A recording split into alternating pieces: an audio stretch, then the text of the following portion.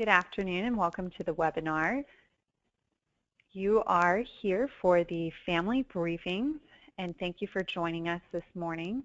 This webinar will be hosted by Mark Van Murick. Mark is the CEO of Optivest Wealth Management, a trusted family wealth advisory firm for successful families and individuals. He is also an expert in the topic of family wealth transfer and heir preparedness, which is our topic for today. Before we begin, just a little housekeeping to familiarize you with the webinar options. There are two handouts in the handout section that you can download. There's also a question section. We will be taking questions through that question section at the end. All of the attendees are muted currently and will remain that way through the webinar. And if you have any direct questions, you're also welcome to email Mark, and the contact information will be available at the end as well.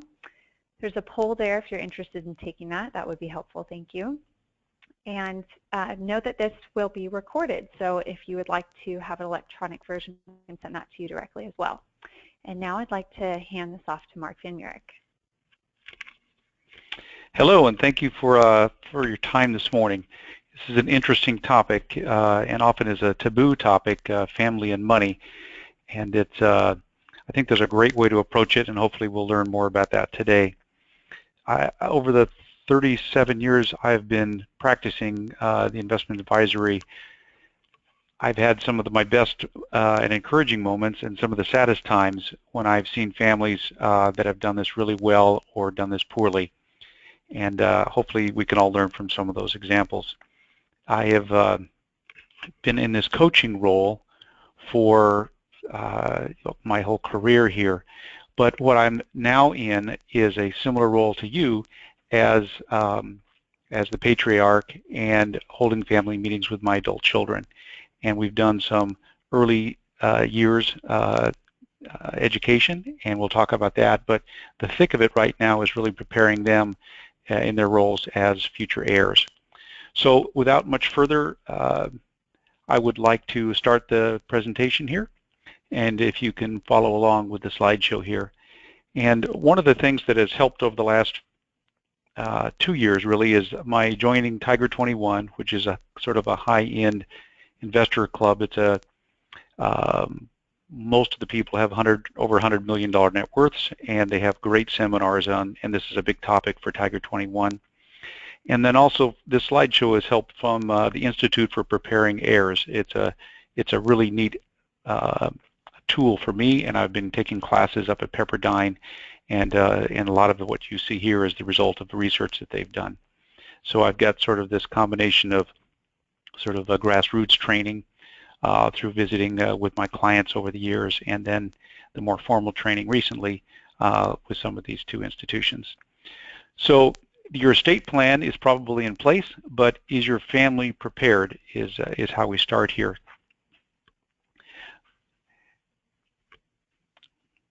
It's a big transfer, and over $1 trillion is being transferred every year intergenerationally, and that's a Boston College study.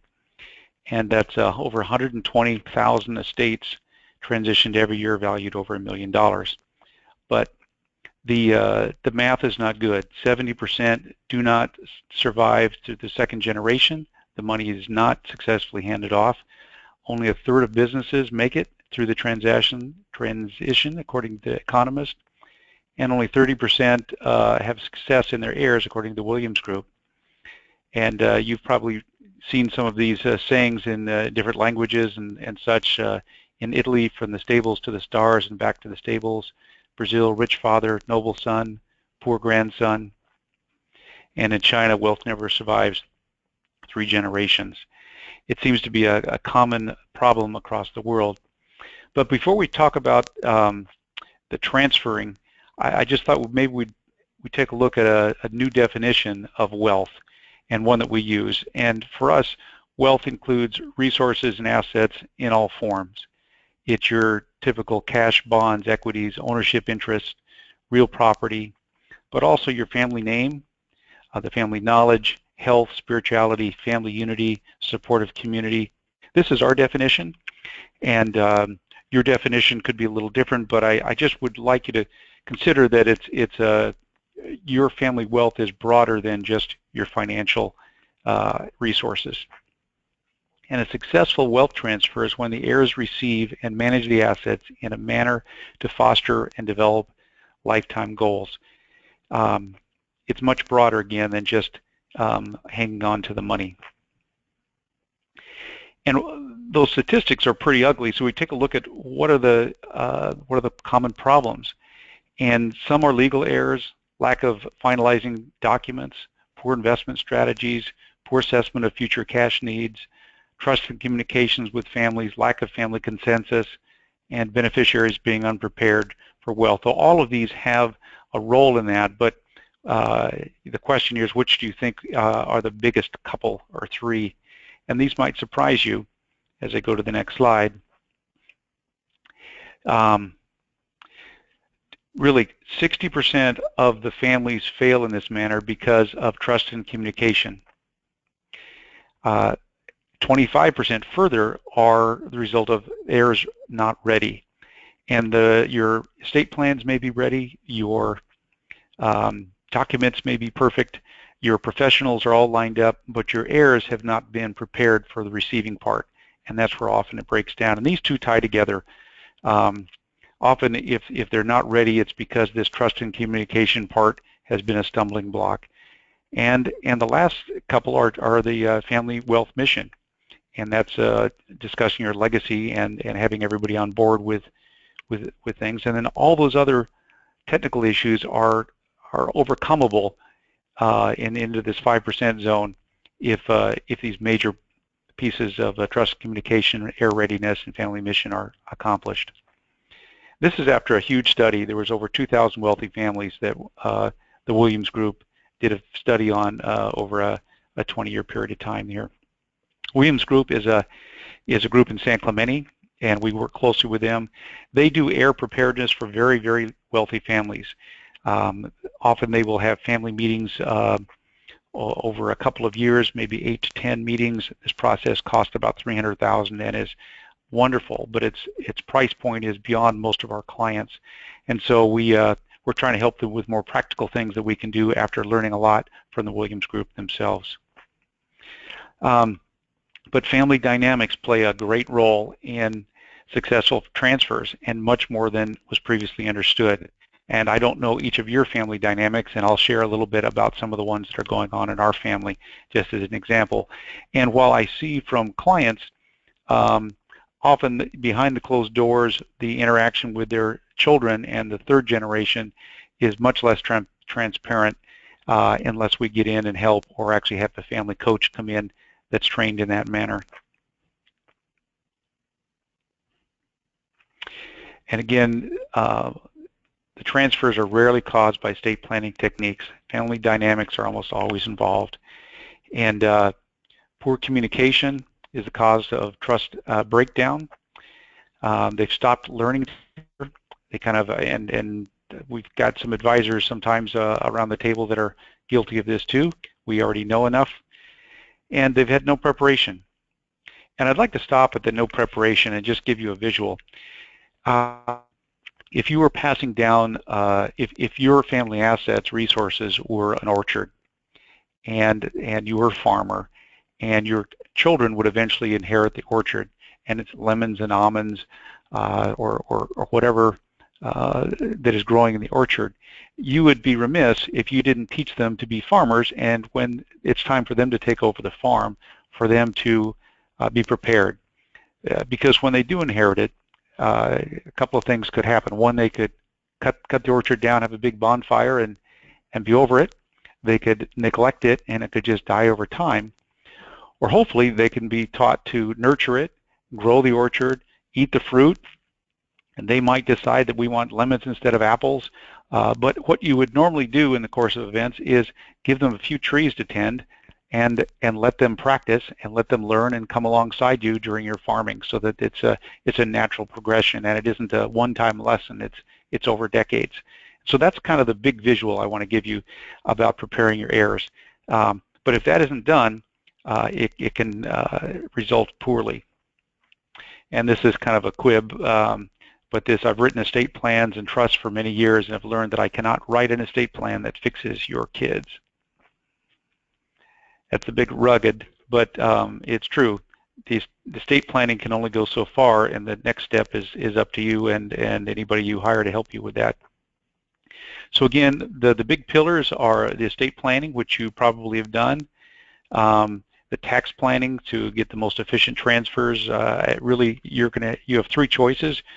When you pass, either your kids will get it, your charities will get it, or the government will get it, or some combination of that. And so without specific planning, the government will probably get more than you wish. Investment management is, of course, key.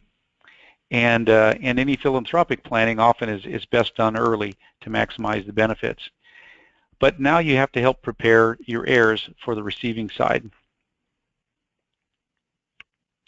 And that's building trust and communication, roles for heirs, and a family mission statement so everybody's on board with some buy-in.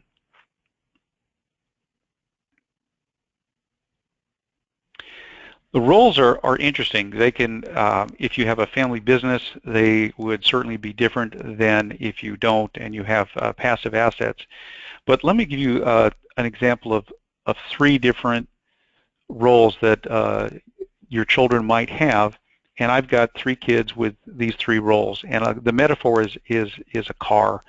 And some of your children might want to be taught how to build a car. Some might want to learn how to drive the car, and some have no interest in the car being built or driving it, and they just want to be driven, like an Uber, not necessarily a chauffeur.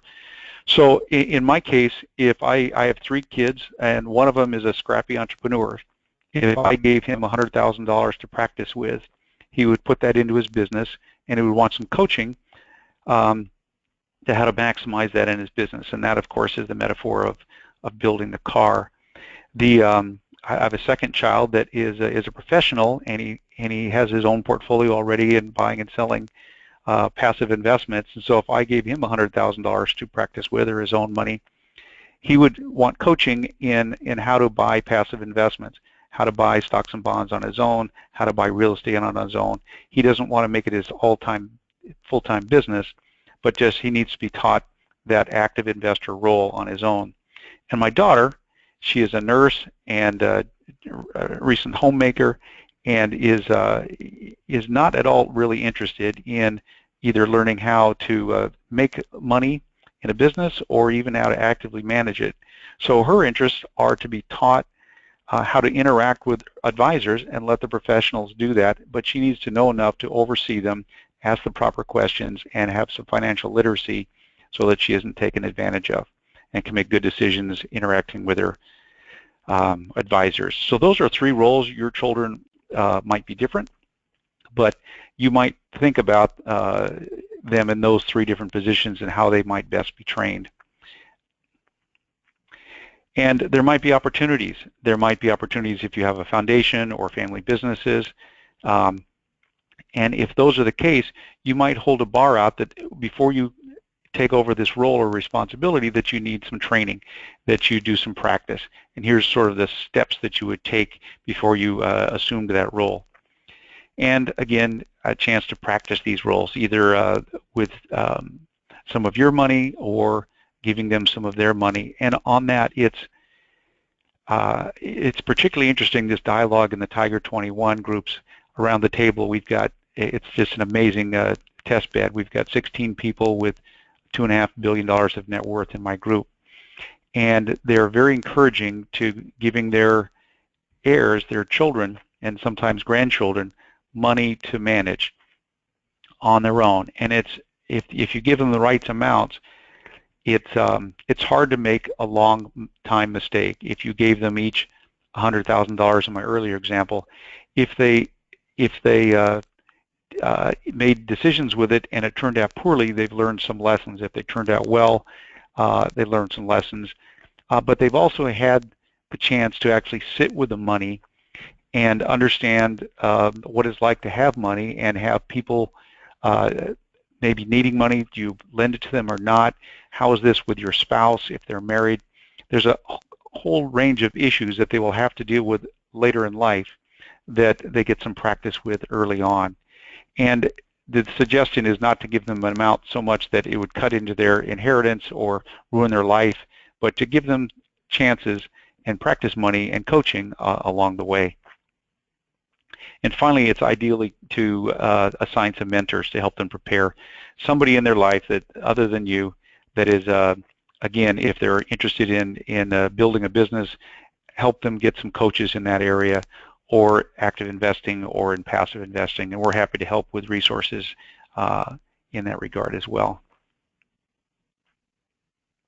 Further roles and responsibilities, I won't spend long on this slide because there's so many, but there might be other areas other than financial or in the greater families, helping out in a non-financial way, being coordinators for things, or if a number of our clients have properties and the children are going to be inheriting properties, property management on a small scale is a great way to get started.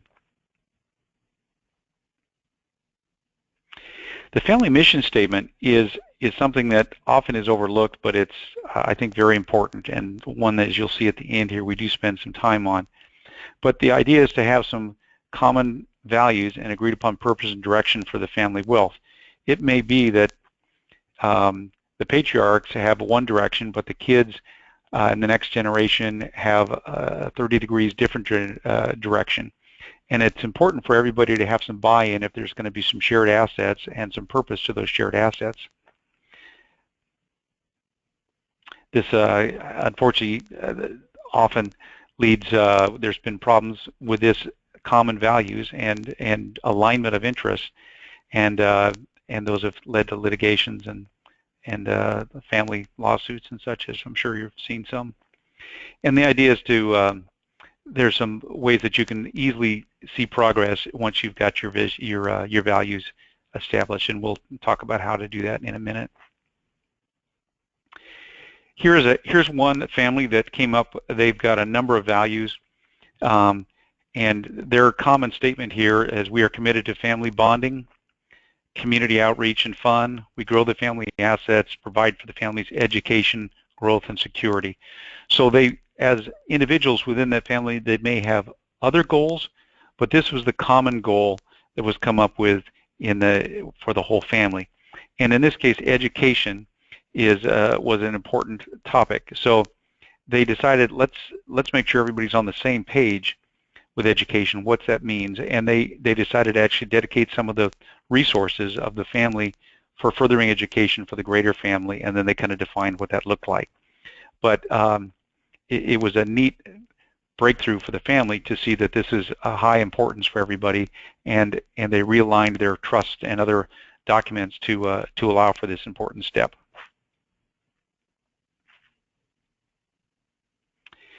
And of course, now back to personally, is our family at risk? And I'm going to go through, we have a checklist here. It's not all inclusive, but it gives you a real good idea of, and is this in the handout? We can make this available to you. But I'm going to go through the checklist pretty quickly, and the families that have scored 6 or 7 or better out of 10 have proven to have a good chance of family success. And if you are under that level, we suggest that you take some steps to improve, and this will be a way for you to take a look at where you are. The first 3 questions: do you know your family's history? And in this case, we are often giving this to heirs, and do your heirs know the family history? And that's a great first family meeting to have. You know, where did the wealth come from? And it often can be traced back to several generations before you and the successes and failures of your historical families. And have you shared with the family members the values you hold important to you and hope to pass on to your children, grandchildren, and spouses? So these are, again, and we've got some tools for this, is to help have a family meeting to talk about shared values. I've recently done this with our family. It turned out great, and the collective list of our values was much greater than any of the single lists that we created on our own, and there was just a lot of overlap and common value, and everybody felt like they they were a part of the process of defining this. And does your family meet regularly to discuss topics of importance to the family? These are these family meetings, and they don't have to be ominous.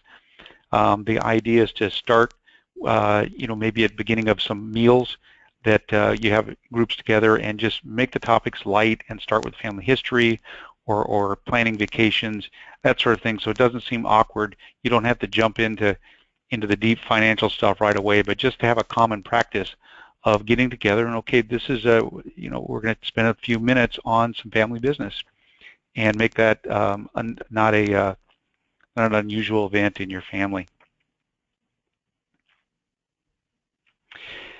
We have a number of families that have done this and have brought in their children and sometimes spouses if they aren't normally involved in to meet us, and I think it's a good idea to have them also meet your CPA and your estate planning attorney, and just to get them familiar with the terms, and most of them don't know the difference between a grantor and a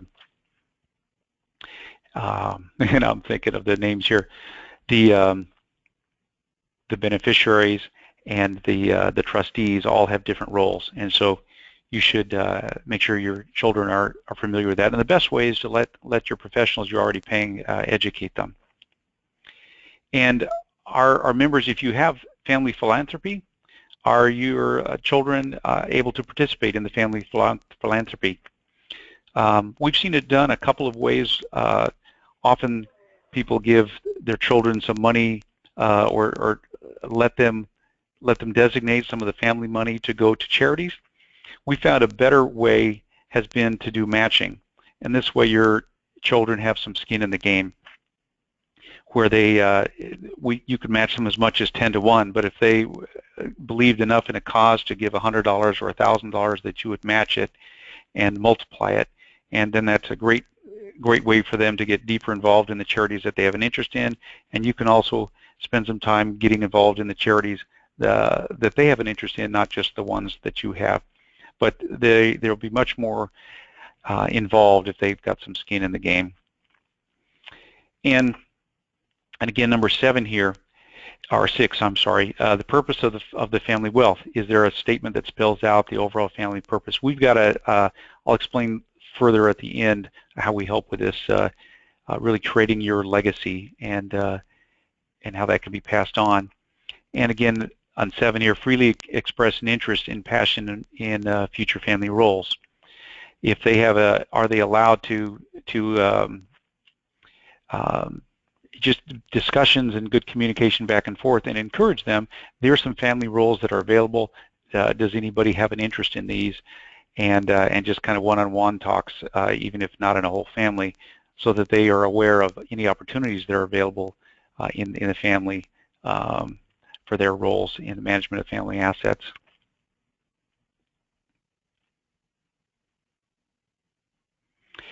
And then do you, and this is down to your heirs, understand the basics of financial terms using conversations in estate planning? We're going to be doing some basic 101 classes. The Tiger 21's been good at this. And we also have books and resources, but just so that your children are familiar with financial terms and trust and estate planning terms, and maybe even some tax terms. But they're common everyday language in what your professionals are going to be speaking to them about. But if they don't have any background with those terms and what they mean and how they interact, then they've got a big learning curve to just understand what the professionals are going to be telling them. And number 9, do family members easily communicate with others, including spouses, on topics that may be viewed as uncomfortable? And this is where you get deep into the family dynamics, but certainly there are topics sometimes that quickly bring tears to children's eyes or shut them down. And if they aren't good at communicating these, and certainly your death will be an uncomfortable situation for them. And so they need to be taught how to have great communication skills. And this is often the biggest stumbling block. I'll give you just a little personal example of one that I witnessed, and I'm glad that we went through this example. In one of our family meetings, we talked about a shared asset that our kids are inheriting. They're inheriting it through a QPERT, so they already actually have an ownership, a third, into this family asset, which is our vacation home in Hawaii that we've had for, well, since 1985. And so they're understanding that they're inheriting this, and each of my three children have a different vision of what that would look like.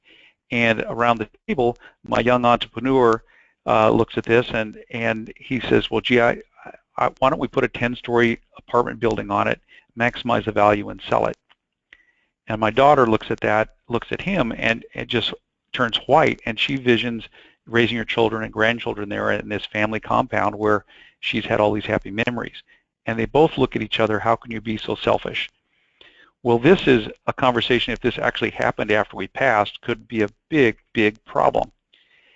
And so it's easy for us to fix this once, since it's come up in a conversation and we can talk about it and set some terms and maybe 2 out of 3 votes. There's a number of things, but if they were still in this stuck spot, unable to have a healthy conversation about this shared asset, it could be a thorn that would break them apart in a family relationship going forward. And so we're working on that in our family, and your family might have some similar issues, but the trust and communication, and often that isn't something that a financial advisor or your estate planner or your CPA is trained in helping. So if you have some tough ones, I suggest that, and we've got some great resources for helping improve that communication between your kids, and we're working on that as well. I'll just share that with you. But in all families, usually there are some topics that are better received than others, and just encourage you to take some steps to open up that family communication between family members too. And again, do family members typically live up to their commitments to one another? And this is kind of this trust part, kind of goes hand in hand with this communication part. These are tough topics, but these are things that can, if these 9 and 10 aren't working well in your family, it's unlikely that that what you had envisioned for passing on the wealth will actually happen, and there could be some division in the family if these aren't handled well. So here's some conversations again. Use dinner time talks; those are great. You can talk about values or priorities. One of the ones we did recently was we had a conversation with, and I've heard other families do this well too, just talking about making a list for a couple of minutes, each person in the family, about what is priceless. So much of this is about money, but what is priceless? What can't you buy that is valuable to you? And it might be waves, it might be a skill that you have, it might be education. There's a number of things that are just priceless that you can't buy. You can't buy Michael Jordan's skills, and those are priceless but very valuable to him.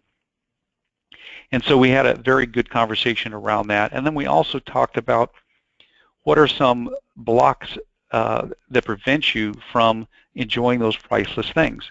While money can't buy the priceless things, there are some things that prevent you from enjoying those, and we made a list of those. And it's interesting, family resources can help in those things that block your ability to enjoy the priceless things. So that was just a good start of a conversation, and there might be other ones you might have about values or priorities in your family. The family legacy history conversations are always fun, particularly if you've done a little homework and brought up some pictures and graphs showing the family history. And holidays are easy times to set aside, particularly if it's not an unusual event and doesn't seem onerous.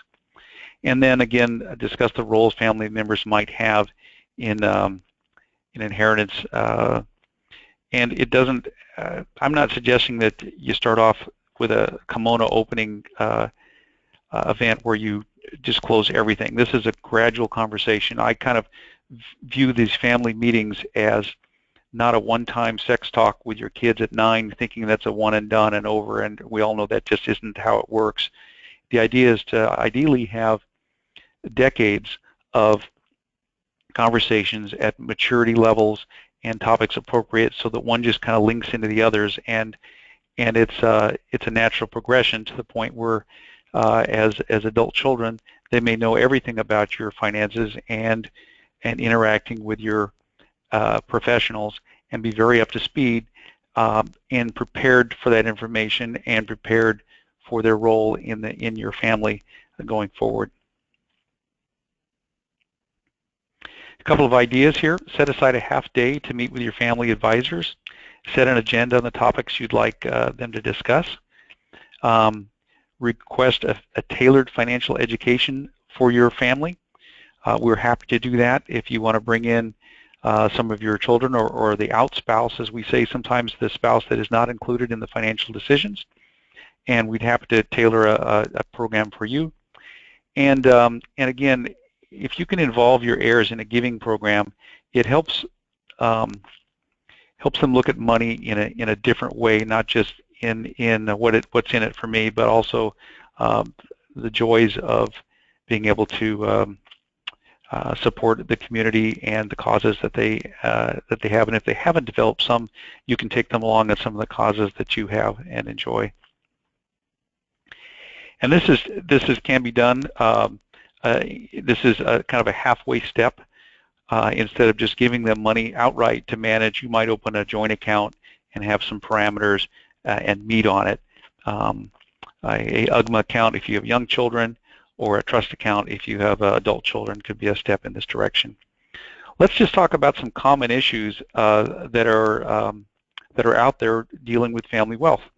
One of them is shared assets, and I gave you an example in our family, but many families will have a shared asset going forward that'll surpass the patriarch and matriarch of the family. It might be a vacation home, like in our case. It might be family business. It might be an apartment building that your children are going to inherit. But these need to be discussed, and roles and expectations. Like in our case, if all three kids decided to that they wanted to sell the family beach home and use the money for something else, that was okay too.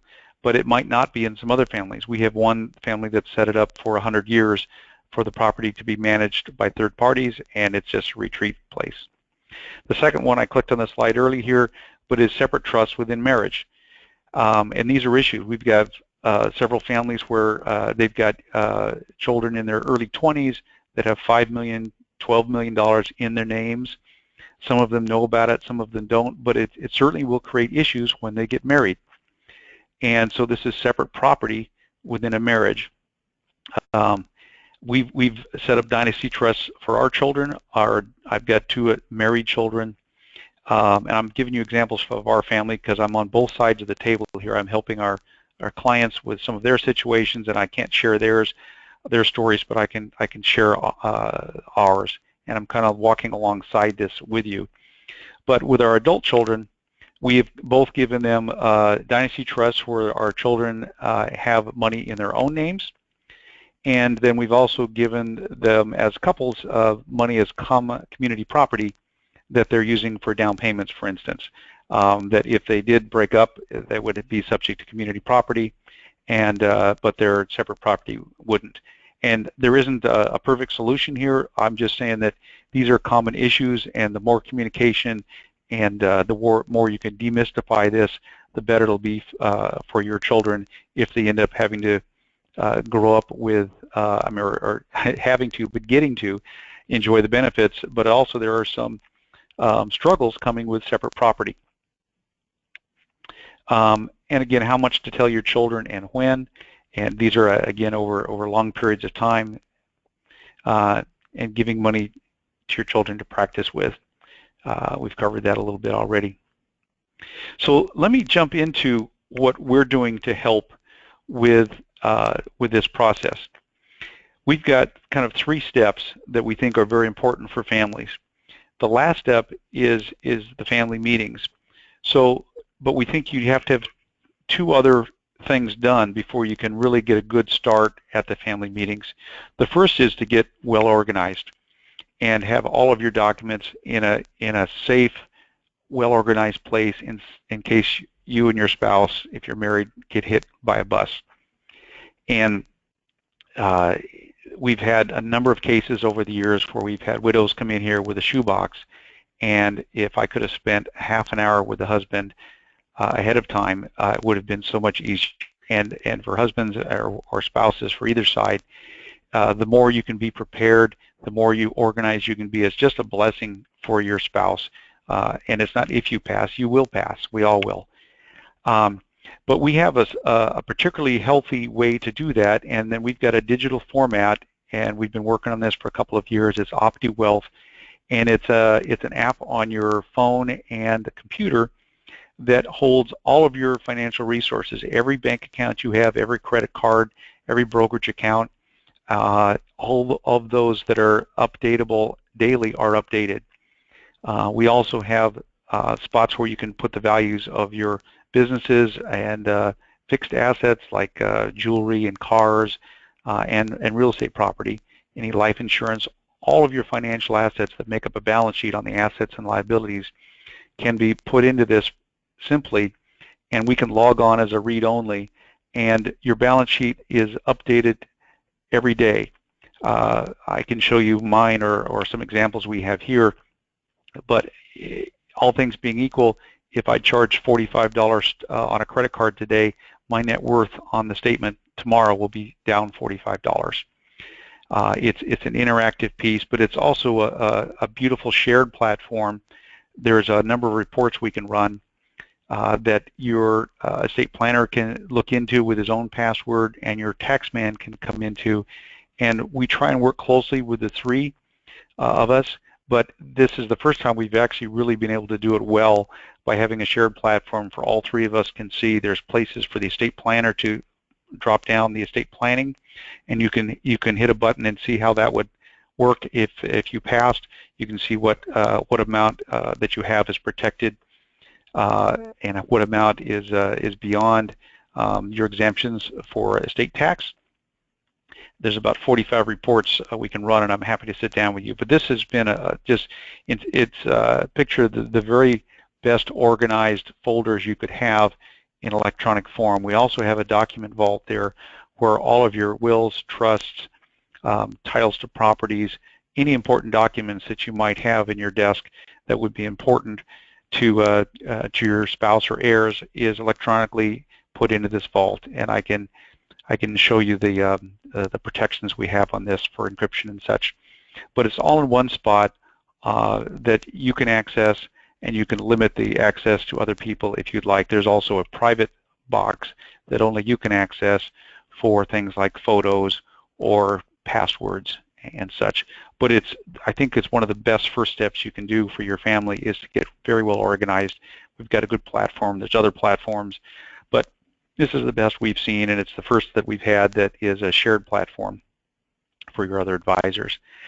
The next step we would suggest is crystallizing your legacy.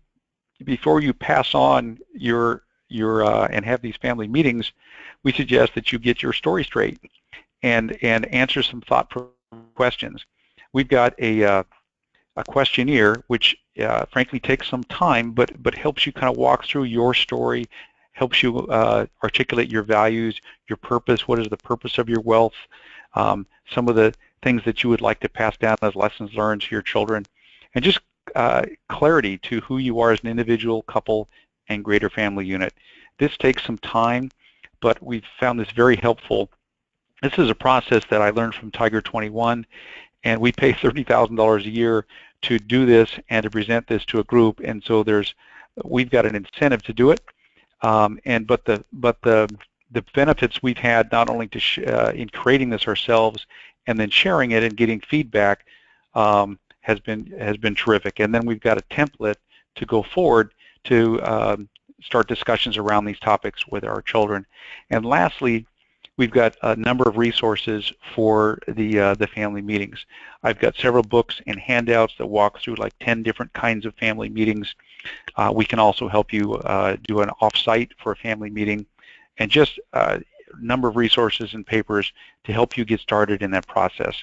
So these are the 3 steps that we see as very important and that we can help you with: getting organized on your OptiWealth, crystallizing your legacy, and then going ahead and doing the family meetings. For the managed accounts we have that are over $10 million, this is included in their fees. For accounts we manage under that, or for new accounts that we don't manage, we are happy to get involved It's a $2,500 fee to start the Wealth OptiWealth program and get your accounts online in this vault. And included in that, we will give you the other tools as well, crystallizing your legacy, these questionnaires, and having you provide your thought-provoking answers to these questions. And lastly, we're happy to share the resources we have for these family meetings. We think this is very important for families, and obviously it's important to you, or you wouldn't have listened in on this seminar. So at this point, I'd like to transition to something else here, and this is this inheritance spectrum slide.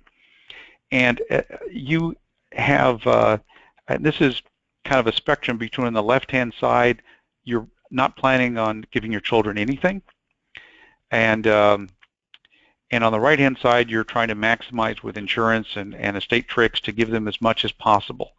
And then there's a couple of spots in between.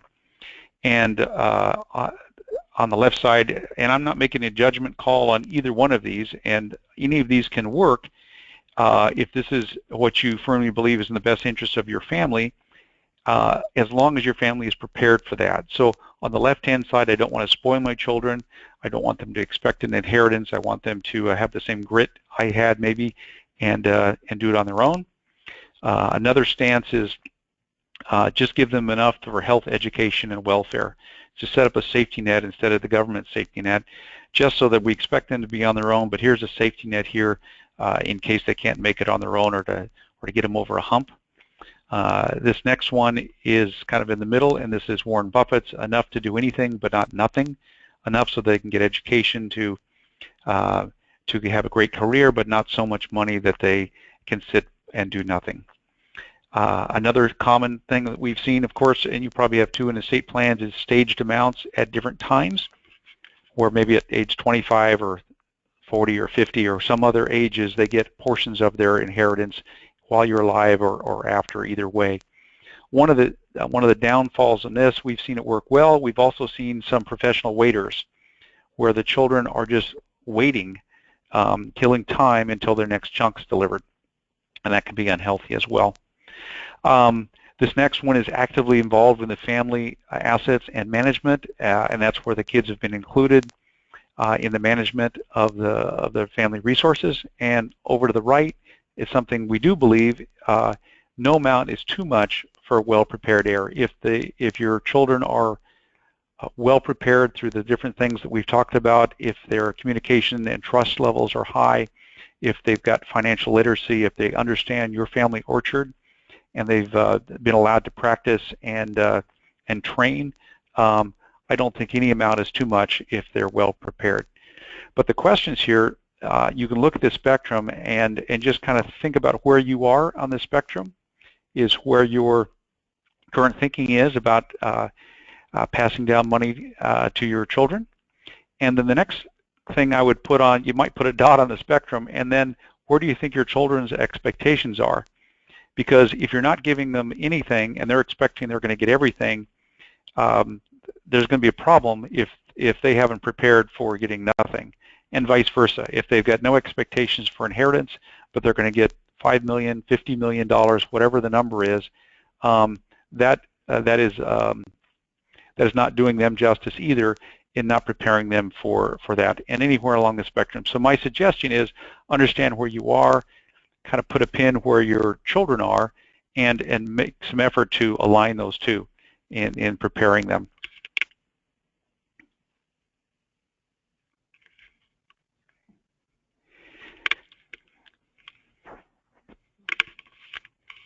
So that concludes our webinar for the moment. Again, you are free to connect with Mark directly. You can see his email address there, mark@optivesting.com.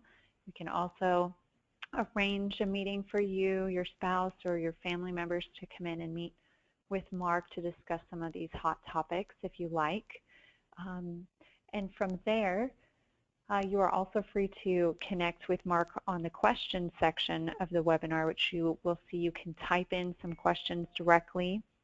When we stop the recording, we'll still remain online on the webinar to respond to those questions for a few moments. And from there, we just thank you for joining us today. And again, please feel free to connect with us, with Mark directly. Check out some of our family wealth advisory services on the Optivest Inc. website. Thank you for joining us.